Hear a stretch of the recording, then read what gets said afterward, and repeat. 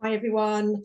I want to say a big thank you to Dr. Jason Price, who's joining me on my coffee catch up with podcast for lawyers today. I'm really grateful because you're out there in New Zealand, so it's far away, but I Yep. know the joys of having Wi-Fi. It's so great that you're able to do so much work with us in the UK. I know Hmm. a lot of consulting one-to-ones as well with a lot of the professions in the UK. So thank you for staying up. Just to introduce everyone on the podcast, Dr. Jason Price is actually an independent specialist working in with workplace culture, with corporates, lawyers, ambulance, fire brigade, everything like that. And you're also the host of a really brilliant, by the way, Life at the Sharp End. It's the podcast that provides insights. And I really like the way that it's beyond the bullet point. It goes far beyond just that box. This is what we need to do. It's kind of behind, digging it all in. So you and I have become friends over LinkedIn, really because of the, just working or commenting with what's going on at the horizon, a horrific scandal, and all those Yeah. postmasters who went through an incredibly, and are still going through, an extraordinarily tough time. And we'll talk about kind of Lee's case, for example, about institutional bullying. But I'm gonna kind of lead you on to there's a few topics that I'd love to speak about. Let's see what we can do, and if it just goes tangent, this will go on Spotify, podcast, and YouTube, and we'll just see what we can flow with our conversation. You've given me some really good tips to talk about. So it's a case of what actually you think, oh, what's in your stomach this, tonight, your side this morning with me. So bullying at work is so insidious, and we all kind of know it's a bit tick boxy, but it's actually what happens fundamentally to create a really long-lasting high performance culture. So I know that you really go into about tackling bullying and harassment, and that's your core skill. So it's how you kind of really go behind the scenes with what happens.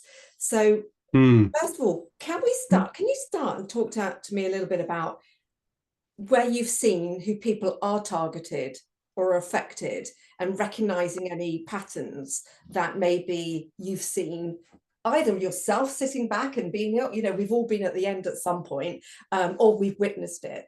So I've talked enough. Yeah. I'm going to kind of lead over to you, if you can start that conversation about what you've seen about people who are targeted and affected, and what goes on. I think thanks for that introduction there. I think I've sort of got involved with, I've been involved with complaints management and operational kind of leadership roles for some time, both in the UK and then since I came over here to New Zealand, and most recently was working in the emergency services in a bullying and harassment unit and heading up a bullying and harassment unit. So I've seen it from the professional side of people who, what happens when you have to report bullying? How does that need to be managed through? How do you deal with that effectively? And that's the areas I'm focusing on. But to your point that who's affected by it is, it's not necessarily a particular group or person. It's not necessarily a particular gender. And part of what I've been doing with the podcast is talking to researchers who research in this field. So there's a really good episode recently with Associate Professor Dorothy Suskind, who's written one of the main books on workplace bullying. And she looks at the characteristics of who are the kind of people who tend to be targeted by bullies. Because if you are experiencing workplace bullying and somebody's inflicting this behavior on you, it's not, the first thing to say is it's not that person's fault. You probably haven't done anything wrong. And Dorothy, in her book, which is Workplace Bullying, Finding Your Way to Big Tent Belonging, very, very good resource. And I can send you a link to that for the show notes. She looks at this predictable cycle of what happens with workplace bullying. And part of the stage of that, the first stage of this cycle, is target identification. And the characteristics of people who she found from interviewing over 300 people from across the world, they're typically people who are not interested in office politics. They're highly ethical people. They're people who want to do the right thing. They go into a job because they're committed to a particular role. They probably, she said, they have quite a benevolent worldview. You tend to go in and do your job because you want to get on, you want to do the right thing, particularly actually if people are working in caring professions. You think of the healthcare or the emergency services or that kind. A lot of people are motivated to do those jobs because you're helping people. They might be very highly skilled, a content expert or a specialist in their particular field, or there's a point of difference, whether that difference can be interpreted by the person who's perpetrating the bully. So it could be gender, sexuality, just the fact you wear glasses. I wore glasses when I was at school. That goes to your target. So there are all of those, but basically you're just going about your job. You're trying to get on and do the right thing. And it's not about the person who's on the receiving end, because it can affect you at any point in your career. I've spoken to chief executives who've been bullied by board members. We're seeing things in the press at the moment in some organizations about people who, the politics at a high level, and it's sometimes written off and, oh, it's just politics, it's just business. Well, it depends what's happening. So you don't have to be at a junior level, and certainly speaking to the lawyers who are listening, the Solicitors Regulation Authority reports, the International Bar Association reports. Typically, it does tend to be a power dynamic. So it's more often than not a senior person who's bullying a junior person, but it can happen with peer bullying, peer level bullying at any level in the organization, and you also have upward bullying, where a manager might be effectively being bullied by the subordinates in their team.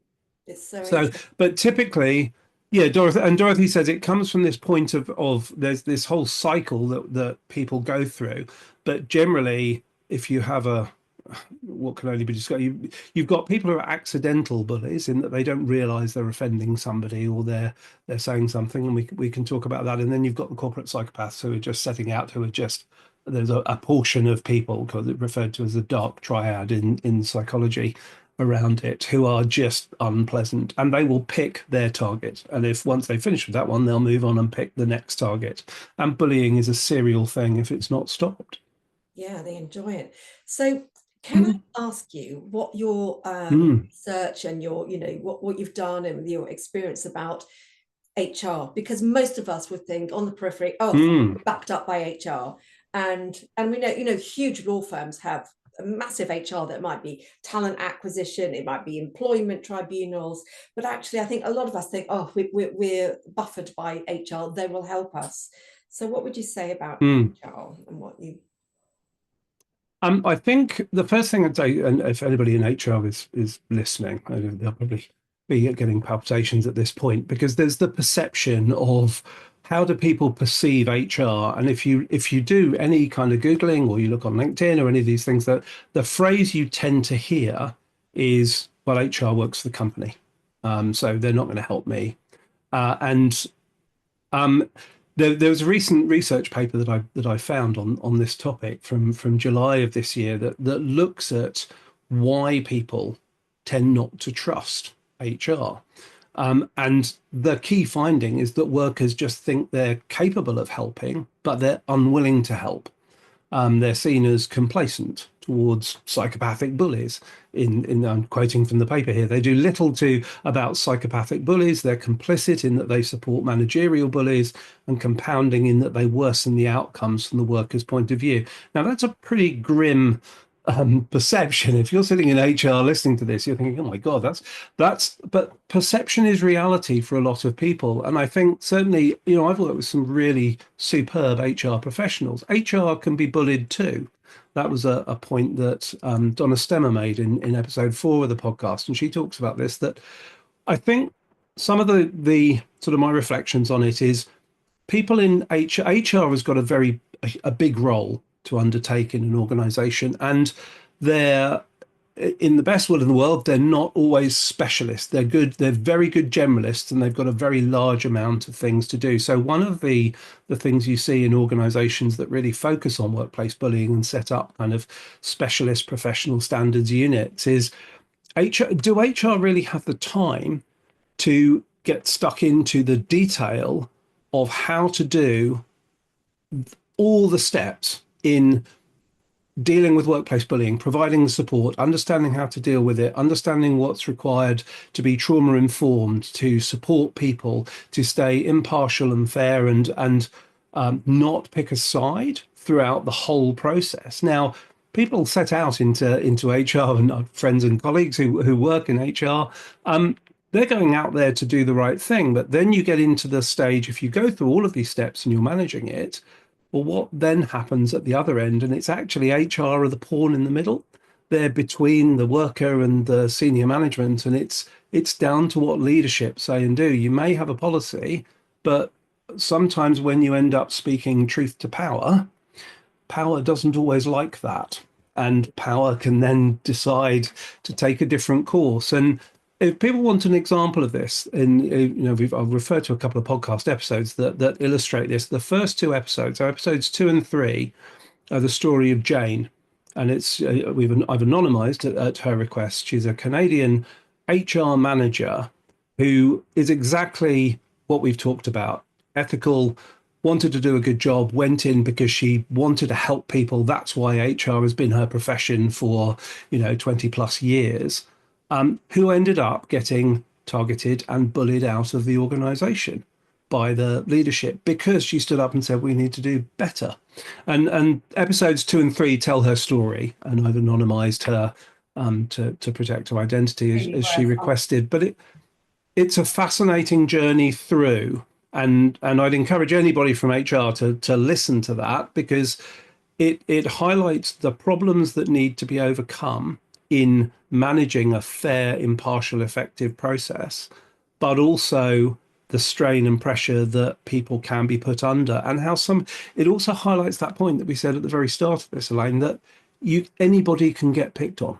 Anybody can become a target, regardless of your role, your seniority, or your time served with the company. You can find yourself on the wrong side of it, and that's when you need help. Now, the problem for HR is a question I sort of chuck out there for people, and very happy to have this discussion on LinkedIn and elsewhere, is, does HR have a fundamental conflict of interest? Because if HR's role is employed to help manage the company and protect the company, at what point do you then find yourself in a position where, well, if I need to reduce operational risk to the company, but I have to take a impartial and fair approach and look after the well-being of everybody here, what happens when those two things collide? And that's what I mean by going beyond the bullet points. This is where it gets really tricky, and you have to chuck out the thorny questions in this, because you'll sit there on a desk one day and somebody will come to you with a sexual harm complaint or a workplace bullying complaint, and you're going to face it, and you've got real people's lives in your hands at that point, which our HR colleagues will know. So just role play it through. What are you going to do when the organization has made a bad decision, has made a mistake? You as an HR person look through that impartially. Do you have the ability and the authority to stand up and say to the senior leadership who pay your salary, you've made a mistake and you need to own up? Institutional courage, we'll come on to institutional betrayal when we talk about Lee's case, I'm sure, but that's the definition of institutional courage, and it puts HR in a really hard position. And they need that expertise and support. Yeah, and I actually hadn't thought about, until you just said it, it was like a eureka moment, that it does feel like a conflict of interest, because they're right in the middle. And like you say, they've been there a very long time, the business has grown, maybe they've become a partner, where do your loyalties lie? And maybe they can outsource to this and that, but actually, like you said, it's putting those controls in place. So I was thinking about it really is managing risk and culture with people. And I think the younger generations I've witnessed, they are more likely to stand up and say, whoa, you can't do that. So they're ready for a fight even. So it's really being very aware about what controls need to be managed. It's a kind of like a crisis management role play. Yep, absolutely. And the problem the other problem for HR, to further depress our HR colleagues listening to this, the problem that you have is, and this has come out in the most recent podcast, actually talking about fire and rescue leadership in episode 9 with Chad Coster, and he came out with a lovely phrase, and he just, It's like your reputation's like glass. Once your reputation, if somebody stands up and you don't do something, or you get that one case where you go through and you do your absolute best in HR, but it gets manipulated or massaged in a different way at the back, and we hear about these things happening. And there's documented cases of it happening in employment tribunals all the time, where the process isn't followed and things aren't done properly.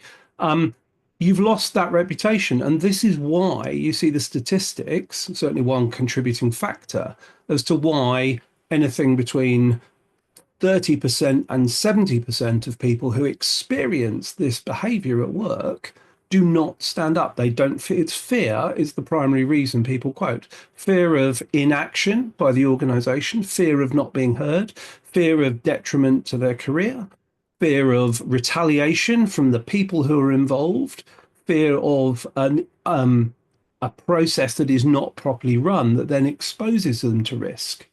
I've spoken to people over the last year. Also, I've been posting on this. People have contacted me, and just the basic stuff that shouldn't happen of people who are involved in a complaint being the people to whom the complaint is referred to deal with, and it goes into the management chain. But I mean, that kind of conflict of interest stuff, you sit here and you think, surely that doesn't happen. Happens all the time. Yeah. Picking a side, not being impartial, not you can't pick a side, however heartfelt it is, if you're in managing these things. So there are so many complexities and points of detail, and any one of these weak links in the chain will undermine trust. You are only as good as the weakest link in the whole chain, from the point somebody stands up and says, I've got a problem, through to how it's dealt with and how the lessons are learned. The problem doesn't stop when the person leaves, the person, because they for whatever reason the complainant goes. And 60 the Workplace Bullying Institute in the US did the studies on this. Their 2018 survey, 67% of the people they surveyed who had complained about workplace bullying suffered career harm and detriment and the loss of their job, compared to 23% of perpetrators. We know that when people stand up, whether it's whistleblowing, whether it's reporting sexual harm, whether it's criminal sexual allegations, the rates of actually having action taken are very, very low. And poor old HR, they're the ones who are put forward with the policy as, well, go and see HR and deal with this. Yeah. And half people won't. Half the people still, generally in surveys, won't stand up and report it. Because they've done their research. They know, I mean, speaking to Yeah. Lee Castleton, he's like, felt like, Mm. it's very hard to prove, but, if you stand up, or you whistleblow something, then you might be kind of blacklisted. Oh, you can't employ that person. Mm. They might make trouble. So what do? Do you Yeah. sit back and take it, or do you leave work? Do you, does it go on insurances? I'm sick, Yeah. or it's just so complicated, and the costs around it for managing risk are huge. But I think it goes back to, like you mentioned before, that HR just is stuck in the middle, because they're not therapists. Mm. They're not there to kind of talk you through the mental health, but they are, one would assume they are there to protect you as an employee. But like you said, they are paid by the employer. And there you go. So can we talk about a little bit about the people who witness bullying at the workplace? You've given me some points. It's it's a bit like at school, isn't it? You're like, oh God, I feel like I should step in and do something, but I might get kicked or something. So talk about what you've learned from that. Bystanders are it's a really interesting scenario to find yourself in, because we all think in the cold light, and just jumping back to what you just said there about the implications for people. The thing we haven't mentioned so far is the psychological health and harm, the physical and psychological harms that come from being a target of workplace bullying. It's very easy to sit back and say, oh well, there's and there's a process that we follow, and whether it's a legal process or it's an HR process, and we just follow the steps. It doesn't work that way. Workplace bullying is trauma, and being trauma informed is quite an important thing for people who are are managing this to understand. And when you look at the research studies into what happens with people who are exposed to workplace bullying, and this applies to bystanders as well. So just because you're witnessing something, don't think you aren't affected by the same thing. And there's research studies out there that show this. You're more likely to suffer from high blood pressure, from cardiovascular diseases, anxiety, depression, up to and including suicidal ideation and tragically suicides. People take their lives because of this stuff. Hypervigilance, withdrawal. It affects. There's a podcast coming out in a month or so. I just did the recording this morning with Jennifer Fraser, Dr. Jennifer Fraser, who's the author of The Bullied Brain, and she talks about the neuroscience of how bullying actually affects the brain. And Dorothy mentioned it in her podcast too, in episode 6, that when somebody is ostracized at work and excluded, the same parts of the brain that feel physical pain light up when you look at it under brain scans.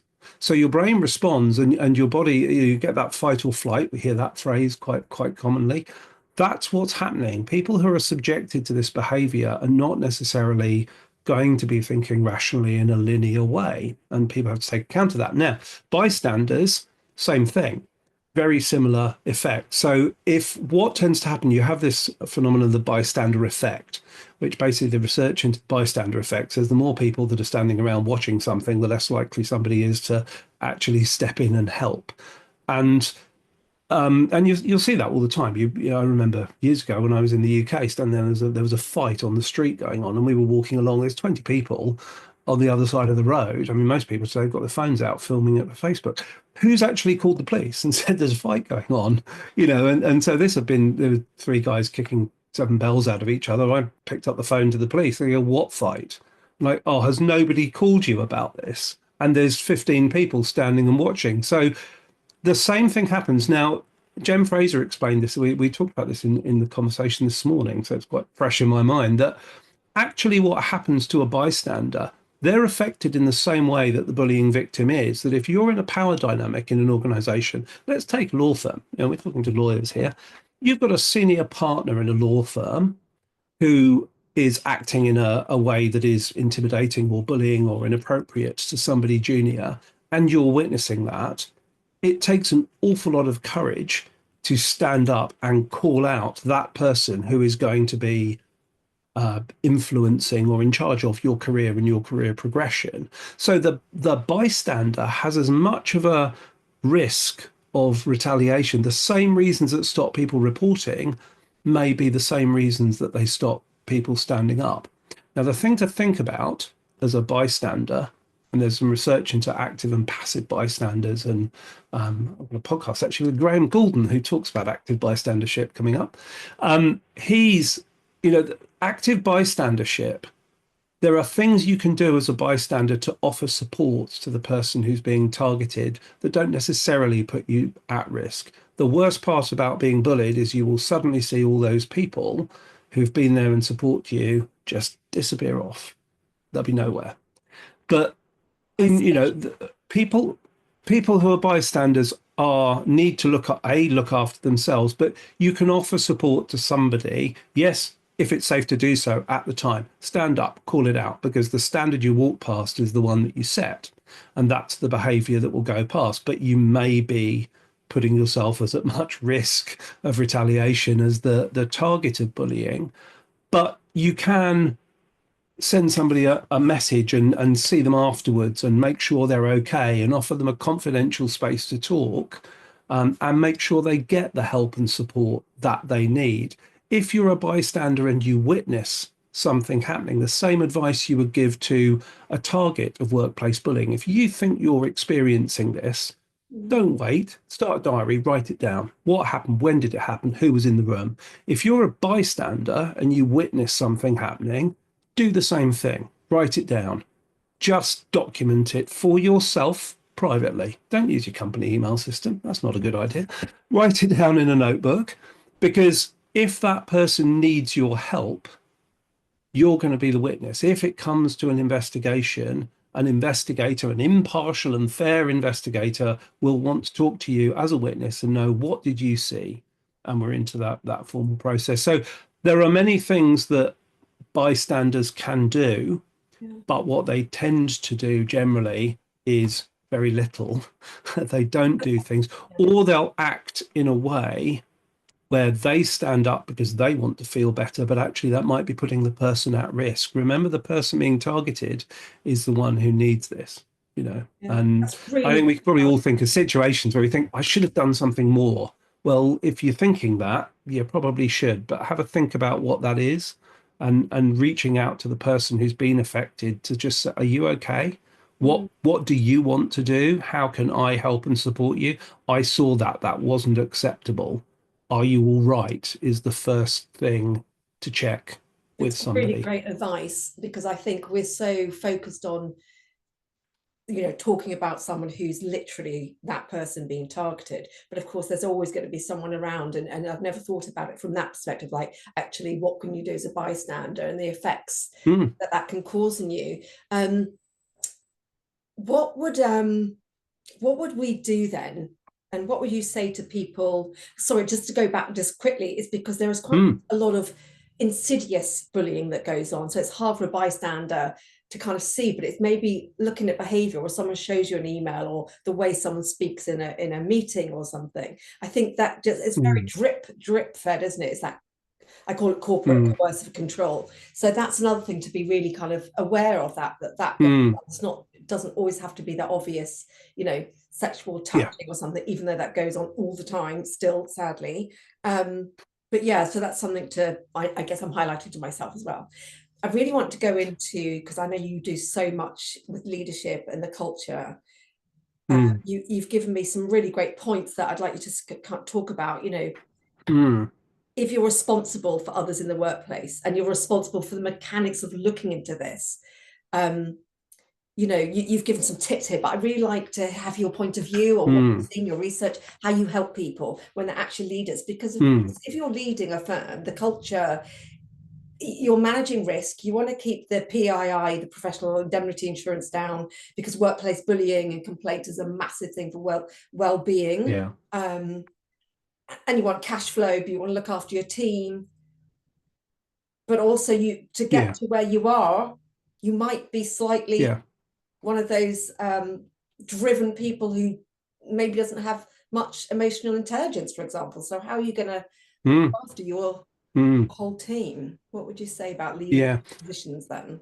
I think we can come into, I can just touch on you'd said about the insidious behavior, and that's a really good point, and it's relevant to this because bullying starts off before we get to bullying, the formal kind of definitions, and there'll be lawyers sitting there watching this going, bullying is repeated behavior. We know it's not defined in law at this point of time in the UK.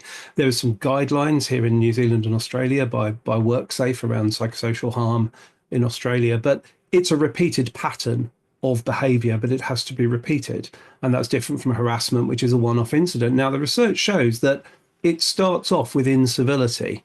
Incivility, it's like a sliding scale. You start at incivility, and when uncivil behavior is allowed to progress, the people who commit uncivil behavior will then, they're emboldened, and then that can turn into bullying. So as a bystander, if you see something happening, you think, oh, is that bullying or not? If it is making you question it, stand up and say something to the person, or just say, hey, I'm not sure that's right. You've got the values on the wall of what the corporate values are, so leadership will be setting that, saying, we want to have we want to have an environment that's free and respectful. Well, the moment somebody turns around and bites somebody's head off, it might not be bullying, but is that the time to stand up and say, actually, I don't think that was a very respectful way to speak to somebody?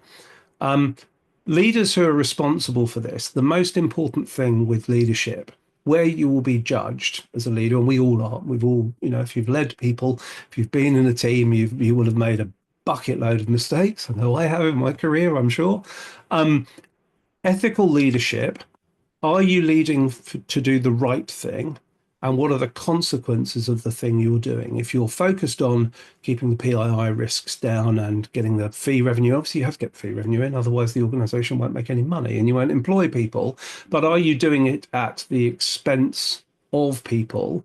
And ethically, would does it feel right? There will come a time where as a leader you have to look at yourself and go, is this the right thing to do? we'll definitely touch on this with the post office scandal, because if you want an example of where people have just gone off the rails, because this behavior becomes normalized. If you're acting in a way that isn't ethical and responsible, then that's where it starts to then creep in, and it's easy for it to happen. So somebody who's leading that firm, what have you got to think about? Yes, you've got to think about commercial side, you've got to think about the risks, but you've got to think about people, because if your firm gets the reputation for being the meat grinder, where people come in, they're worked into the floor, they're bullied, they're sexually harassed, and they go. You've seen that in the press, where we have seen those examples of senior lawyers who have chosen to take their own lives, who have been sexually harassed, the sexual harassment scandal. What's the reputation of those firms now? How does that sit on your reputational risk register if you let this? And the answer to that, to illustrate the ethical point, the answer to that is not to shut up the complainants and silence them with a what the post office inquiry called a pistol to the head NDA. That's one way of solving your problem. That's where you need to have a good hard look at your own ethics and go, is that the right thing to do? And what's the harm that you're doing to the people who are experiencing that? So if you want to deal with it properly, first of all, they'll be judged on what they do, not what they say. If Yeah. you put a policy on the wall that says we don't tolerate bullying, but a case comes in, you go, oh yeah, but it's our highest fee earner, and I know they, did the wrong thing and they touched somebody inappropriately in the office, but because they earn plenty of fees, we're just going to overlook this one. You've blown your credibility at that point. Nobody will trust you. People see what's going on. They see what you do, not what you say you're going to do. And that the mechanism of then managing all of this, of giving people a safe place to report things, of having a fair, genuinely fair and impartial investigation, of giving people the opportunity to resolve things without formal investigations. We were talking just before we started, we said we've all made a mistake and said something we shouldn't to somebody. People who are not sitting in that dark triad of corporate psychopath, if they've done something wrong and somebody turns around and goes, actually, Elaine, I didn't like the way you spoke to me just before this meeting, and I'd rather you didn't do it again. Most people are mortified, but oh my God, I didn't realize. Now, what can I do to put that right? Yeah. And how can I do that? And there are ways through facilitated conflict resolution process, mediation kind of mechanisms where you can actually agree a way forward where people can come out. And I've worked in environments where we've seen that practice. So you can preempt things. You can, as long as the person who's been affected is willing to do so, and as long as the person who's actually caused the harm is genuine about doing that. And that's a facilitated approach. It's not really an approach for amateurs. You got to be careful where you're delving into these things. Or there's the formal approach. And once you've got through the formal approach, how do you repair the situation at the end? And how do you learn from it? If there's one message leaders take away from this, is if you've got a bullying case or a case of sexual harm or anything along those lines, it doesn't finish when the investigation finishes. It starts when the investigation finishes, because you now have to, repair the reputation of the workplace, look after all the people who are involved, make sure that they can, working relations can continue in one way or another, without it always being somebody leaving. But what are you going to learn to change to stop it happening again?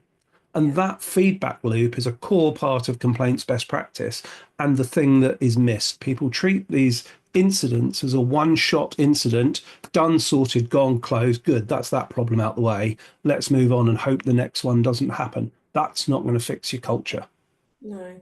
So, Jason, do you think it's the right thing to do to go into corporates or businesses at the start to say, okay, we are all individuals. Yes, we might all have psychometric tests or learn about someone else's behaviors and characters and adapt to them. But do you think sometimes it's not a bad idea to maybe go in and facilitate the coaching that someone's highlighted, like Elaine struggles with this kind of, or Elaine or Jason struggles with this with other people, and it's like saying it's just a one-to-one. Elaine, I've seen you speak to people like this. Why is that?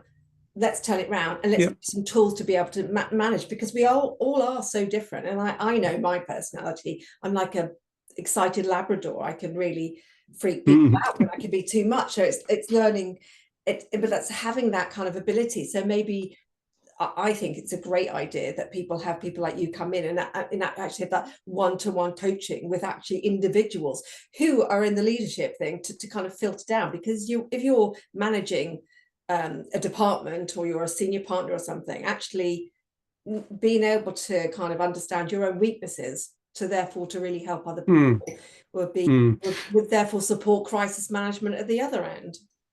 Yeah, and I think it's both individual leadership, that, and that can be part. Most organisations will have a personal development plan or personal training budget. Why not take some of your personal development training budget and invest it in a coach who can help you look at that? Take a hard look at yourself and take feedback from people. 360 feedback is a really good way to do that. If you don't just get your evaluation from your boss, ask your people around, but be open and prepared to listen. Now, the work I've done with client organizations, particularly the healthcare sector, I've done this as well as financial services and emergency services, around the kind of the high performing culture workshop.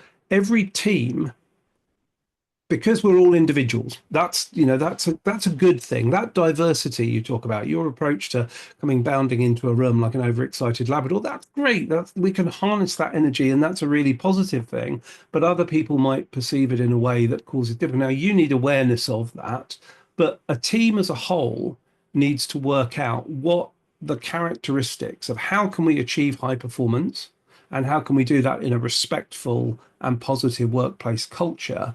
What that looks like for your team versus the senior leadership team versus others will be different and unique depending on the members of that team. So what the approach that I've taken with clients around that is to say, actually, let's get you together. Let's look at some of the characteristics of what you need to know of where these risk areas are. What are the characteristics of a high performing team? But what does that mean to you? These aren't the generic bullet points I can pull off LinkedIn.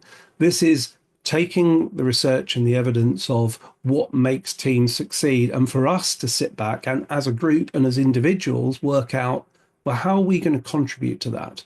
How are we going to make that happen for us? And that's the key to people in both changing their culture, because cultures don't change because the senior partner says we want a good culture.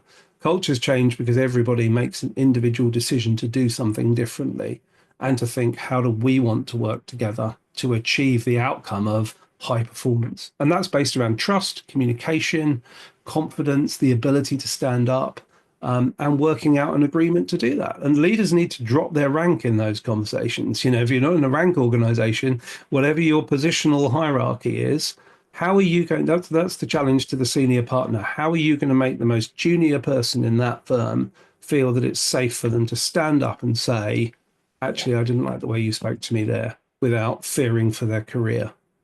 And what are the risks of getting this wrong as a leader? Be it like the head of the NHS, or be it, head of a magic circle law firm. You've kind of, the risks of getting it wrong. You've mentioned the reputational harm is a big one. Lawyer firms know everyone hates their competitor. It's just they won't say it out loud, but that's what it is. They all want to do better. But actually, if you find that you've got the one down the road whose reputation, because everyone loves working there, they're getting awards for the best place to work in. That's one big thing. But what are the other kind of risks for business? I mean, there's you can do your basic kind of risk assessment through all of the various the PESTLE analysis and so on. But what are the risks to people? That's the primary thing that you want to look at. And this isn't, law firms are tough places to work. I was reading the reports and recently of the magic circle law firms paying astronomical salaries and people working. Fine, if that's what you want to do, if you want to go in and you want to work yourself into the floor and earn an astronomical salary, you recognize your health is going to be on a limited time scale, and some people want to do it, and there's nothing wrong with some people doing that if they want to. But you need to know up front what you're going into. You need to know what those the implications are going to be for your health, for your family. You don't ever, as a law firm, want to be the person who's standing up at the inquest. And I don't say that lightly. There was a study here done in New Zealand, and I'll talk about this so we are going to mention suicide at this point. There's a study done by WorkSafe New Zealand where they've actually been able to do an analysis of coronial findings, and they've identified an April 2024 report around incidents of workplace suicide that have been, and workplace bullying and bullying and victimization was number 6 on the list. Harassment, I think, was about number 8 on the list. So there are 23 instances here, and obviously we're a small country, about 5 million people. There are 23 instances over a 5-year period where those were identified by coroners as contributing factors to people choosing to take their own life. Now, what would you want to run a company where anybody felt so at their wits' end that that was the decision that they made?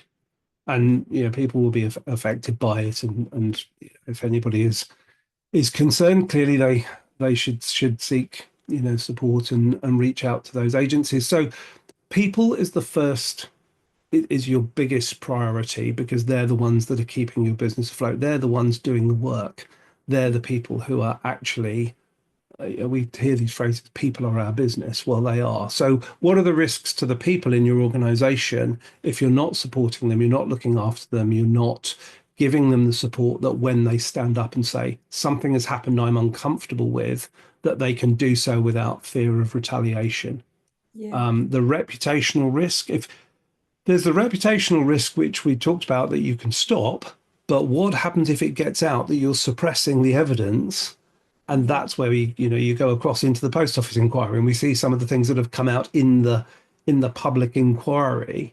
I like to call it, there's a test I came up with. You hear about the front page test.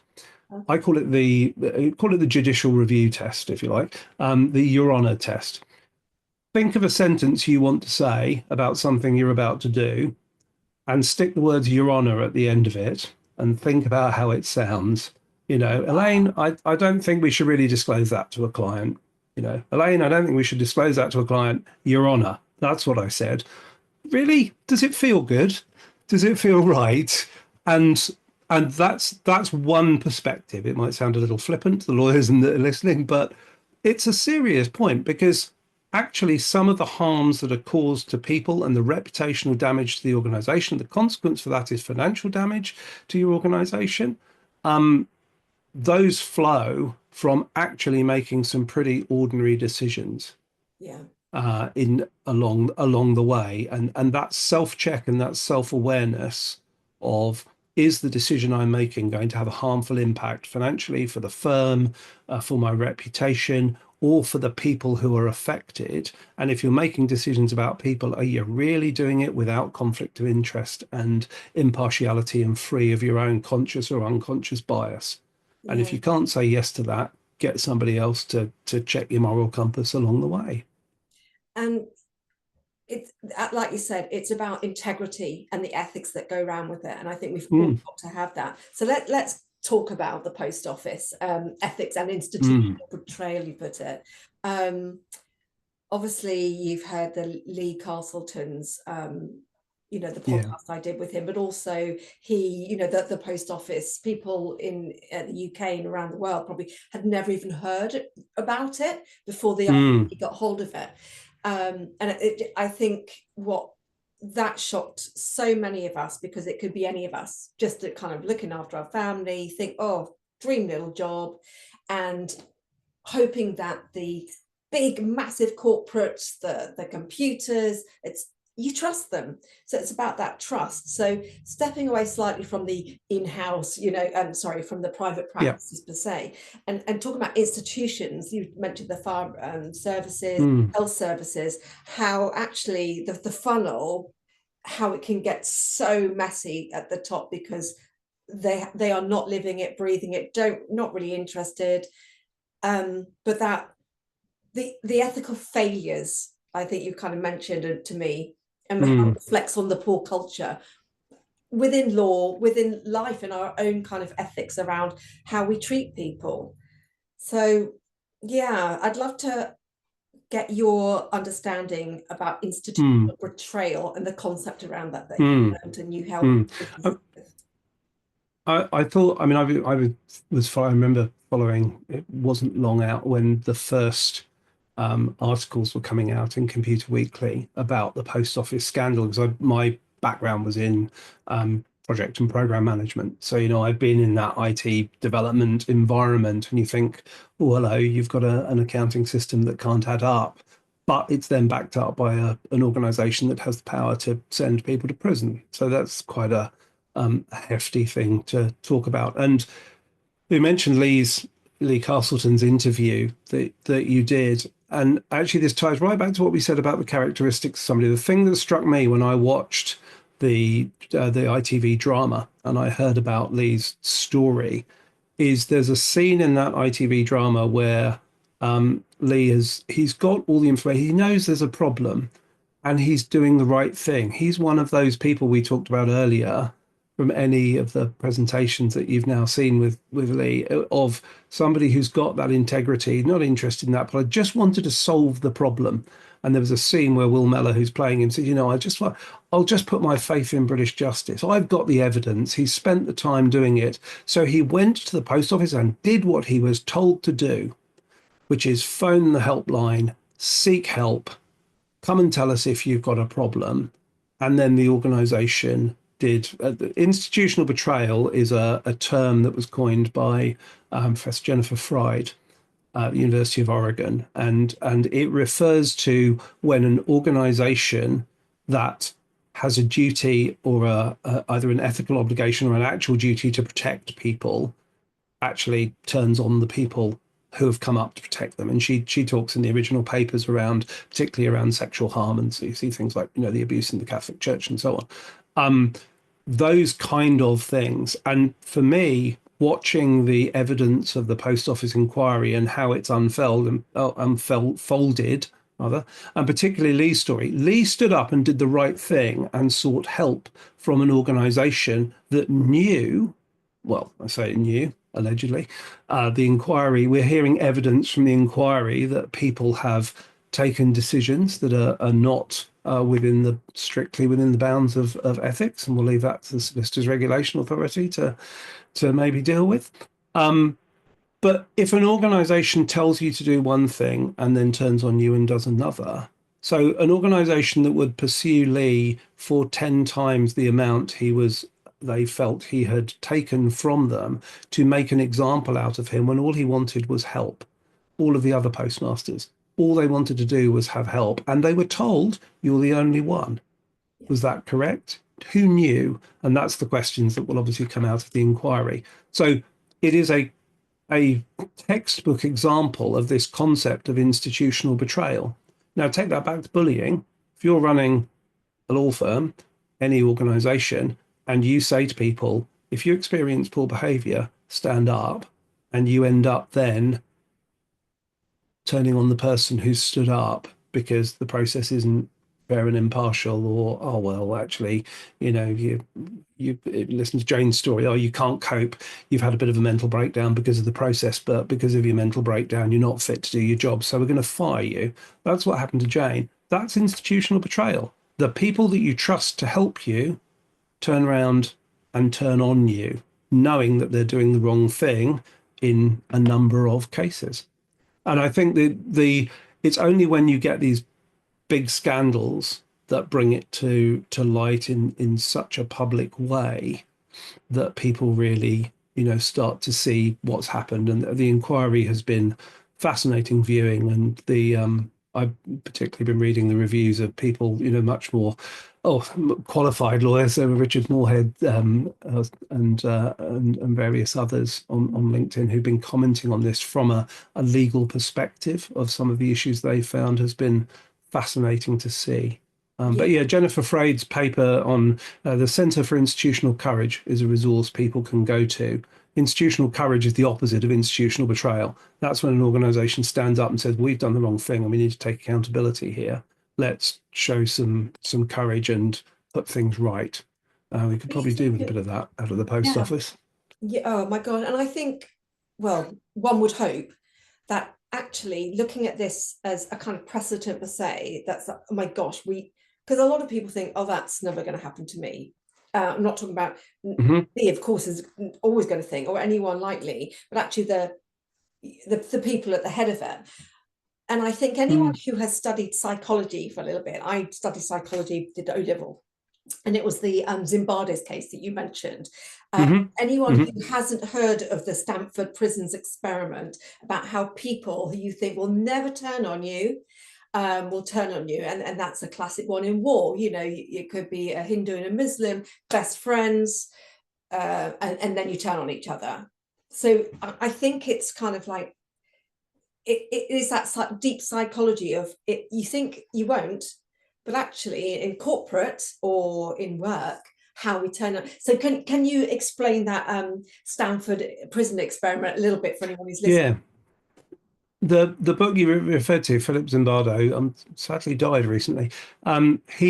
He undertook the Stanford Prison Experiment, and the thing that's interesting around that, the book that, if people want to refer to it, is he wrote a book called The Lucifer Effect: Why Good People Turn Evil, and what he found, the Stanford Prison Experiment, they took a group of people, they screened them all, just normal people off the street who were participating in this, and he set up a mock prison at Stanford University.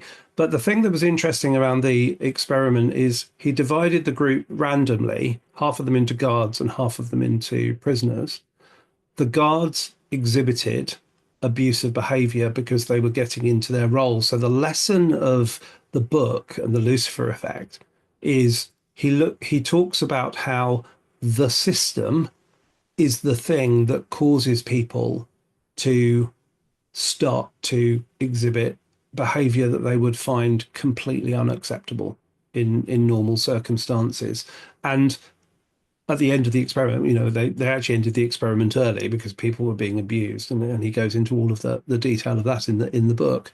Um, but I think when the guards were out of role at the end of the experiment and confronted by what they'd done, they were no different from the person next to them. They just happened to pick up, the number that said you're going to be a guard in this experiment. But the way that people picked up the influence of it, or the way they dissociated themselves from the things that were going on.